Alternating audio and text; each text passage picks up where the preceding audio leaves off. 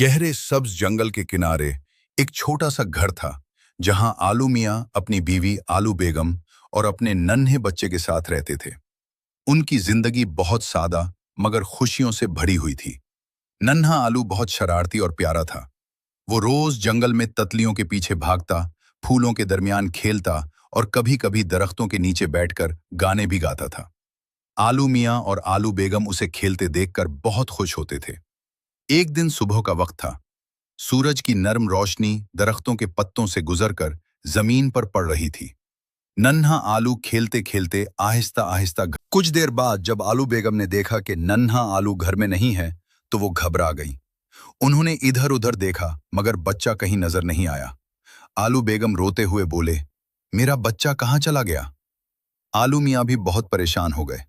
उन्होंने फौरन जंगल में जाकर अपने बच्चे को तलाश करना शुरू कर दिया। वो झाड़ियों के पीछे देखते, दरख्तों के नीचे देखते, मगर बच्चा कहीं न मिला। रात होने लगी तो जंगल में अंधेरा छा गया। आलू मियाँ थक गए थे मगर उन्होंने हिम्मत नहीं हारी। इसी दौरान एक ताकतवर और बहादुर कुत्ता जंगल में सामने आया। इसका जिस्म मजबूत और चेहरा बहुत संजीदा था। आलू मियाँ ने उससे कहा, मेरा बच्चा गुम हो गया है, क्या तुम मेरी मदद कर सकते हो? फिर कुत्ता और आलू मियाँ दोनों जंगल के अंदर तेजी से चलने लगे। कुछ देर बाद कुत्ते ने एक ऊंचे दरख्त की तरफ इशारा किया। वहां दरख्त की शाख पर वही कौवा बैठा था और उसके पास नन्हा आलू डरा सहमा बैठा था। कुत्ते ने जोर से भौंकना शुरू कर दिया।